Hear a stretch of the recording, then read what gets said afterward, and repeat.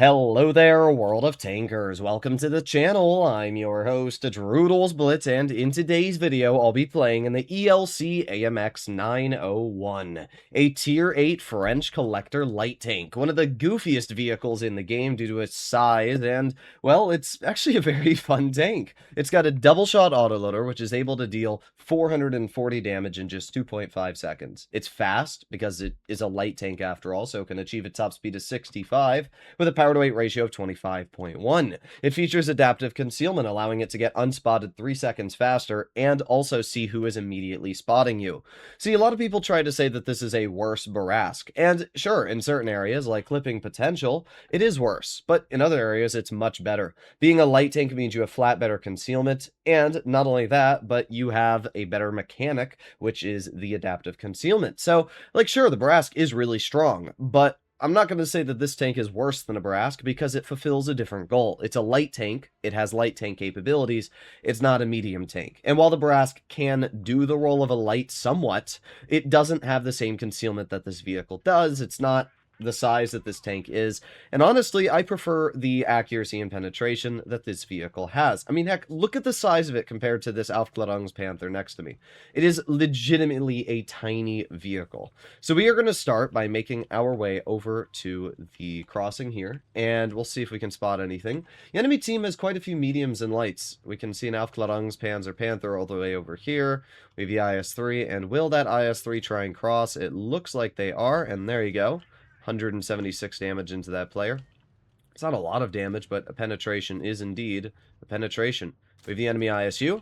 There's a nice 236. I don't want to be hit by the enemy ELC. I'm not really sure why they're in the middle of the map, too. I did not expect that, but oh well. Let's reload. We got the enemy FV, and there is 223 damage, and there is 221. And that's 400 health we've just taken off that player. And what's great is because this thing has really good DPM, it means that we can get those shells back really fast as well. So there's another shell, 275, and there's another 225. Now we've taken about 900 hit points off of that FV201. We back up and reload again. Let's see, our Type 62's in mid. We have the enemy AMX, which we bounce. Okay, well, okay. Not really sure what to say about that. We've got the ISU over here, and we've got just a few seconds left of reloading. Let's aim it on that ISU. Nice, we get the clear. That's not too bad. We have the T-49 who misses us. I'm going to back up and get a nice little shell into the T-49 for 200 damage. And we drive into cover. We're up to 1,600 damage so far, which is pretty good. And you can see that we are now unspotted due to the mechanic this vehicle features. We have the Aufklärungs, which we get 200 damage into. And, I should have waited. Didn't think we were going to hit that rock, but it's okay. We've been doing pretty good, everything considered. We've been dealing damage. We've been supporting our team. We're going to move over to the enemy 901 at this point, and, oh, actually, we have the IS-3 right here. Let's just aim it on him instead. There is 233, and there's another 243. That took a pretty big chunk off of that player. We reload. We got 3 seconds left, and here we go. 3, 2, 1, boom. That was very bad RNG, but good news is we have a second shell. And that shell did way better, so we were actually able to get a pretty solid amount off of that IS-3. Reloading again, and we aim in. Here we go. Boom, there's 168. Our teammate gets the clear, and now I'm going to push the enemy 901. We are up to 2,700 damage, which is already quite good, and we have the 901 right here, so we're going to aim it on him, and there is a 155 clear. So as we can see, this tank's great. I mean, this game alone, we got kills, we assisted, we helped our team, and you can see why I really like the gun. It's accurate, it's got good penetration. I mean, the standard pen isn't anything amazing, but the premium pen is enough that you're going to butter through most armor in front of you. So this first game we played, we got a first class, and I'm interested to see how many credits we actually earned. Let's see.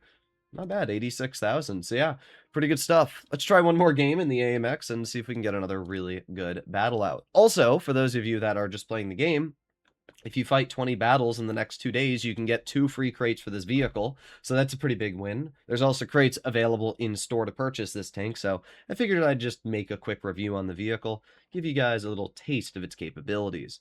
I picked this tank up when it was first sold, and that was during the auctions for Christmas, and it was actually a steal. I think I got it for like 20 bucks or something because nobody bid on the tank. I'm not sure why, but yeah, nobody bid on this thing, so I was able to get it for really, really cheap, and it's definitely a worthwhile purchase for me. I wouldn't say that this tank is worth how much Wargaming is asking. I mean, they want you to spend like $100 to guarantee it. I'd say like 30 bucks, 20 bucks is the max I'd ever spend on this vehicle. It's a tier 8. You have to remember that, right? And like, sure, obviously if you spend $30 and you play it for 100 games and you've spent multiple hours playing with the vehicle, you can say that the time was worth the money. But you do have to remember always that at the end of the day, this is just a game, and it's not a game that'll be around forever, so be wise with your money. Let's see what we can do in the second game, though. We got 4 heavies, and we have 2 light tanks, so not too much I'm going to have to worry about in terms of mobility. We're going to chill here, and let's see if I can detect anybody over there. No, nothing so far. Our Chiri is going to mid, and... okay. Oh, there you go. We got the enemy KV-4 detected, and a lot of other vehicles. There's 216, and... ah, dang, shell went low. Oh, well. We're going to reload again. I'm going to move up a bit so that we can get a better angle on the Taegete. Oh, well. That's not very good right here. Let's see. I'm going to say attack with my Type 63. Okay, or not. Or you're just going to, you know, drive right into me. There's 220 damage into the FE301, and let's see. I'm just going to back up and reload my clip. I wanted to help out my Type 63, but he kind of got in my way. All right, well, we have a lot of teammates over here. I'm going to drive this way. I'm going to climb up the hill. We're going to go around wide. That way we can obviously use our concealment and capabilities to deal some more damage. So there's the enemy Borsig. I'm not able to hit him, but if we keep moving over this way, we should be fine. The number 1 rule in a light tank is don't bleed health. Like, that's the number 1 rule you'll always want to have. It doesn't matter how skilled you are at the game. If you over-aggress and you bleed all of your health, you're going to be putting yourself in a really bad situation. So, just making sure I don't over-aggress right now and I play totally fine. We have the enemy Taegete in the back, and he's not giving us the angle yet. We got the Rebelde, we got the FE over here, and there's a nice 275. Okay, we got the KV. Nice. 185 into him. We're doing good. We've done damage. We've bled out the enemy a bit. Reloading again. And let's see if we can get some more damage into the enemy KV-4. Boom. There's another 170. Ah. Shell missed by an inch. Alright. Once again, we reload. We're up to 1,500 already, which is decent. It's nothing insane, but it's a decent amount. We've got the Rebelde, which we get 250 into, and another 205. Bleeds out that player a solid amount there. Puts us just shy of 2,000 damage. And the Type 63 gets the clear. We are going to push the Borsig, and there is 220. Oh, you want to hit me? Well, I'll hit you back. As you can see, because this thing's so small, people think they can high explosive pen it, but that's not really true. Its armor is actually pretty troll against high explosive just due to the way it's designed. Now, we should be unspotted at this point, I would assume. There you go. Nice 190. You can see that the eyeball on the KV-4 appeared after we shot, so we knew we were spotted, and we were going to reposition. Okay, well, let's try it again. Obviously, I want to bleed out the Tiger P, and that's going to be our game plan here. There's 197. That's not where I wanted to go. That was a bad play on my part. We do get another 200 damage out, but I'm going to bleed about the same I dealt to him, which wasn't the best play. I should have been a little bit safer in my positioning there. At this point, all that's left is the enemy FE301. I don't know how much health they have, but I have a feeling we should be able to take them out. They were last spotted right over here.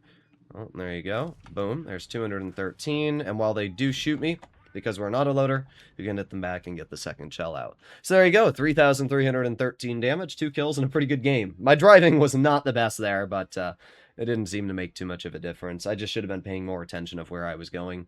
I'm interested to see if this is an ace. Probably not. Oh, it is. There you go. So we actually had an ace, and that netted us 130,000 credits. So overall, yeah, I do think the 901 is a very fun vehicle. Do I think it's worth spending money on? That's up to you, but I just wanted to make a review on this thing because it's fun, and I haven't done a couple games of this thing in a while. Hopefully you enjoyed the video. I'll see you all in the next one. Bye-bye.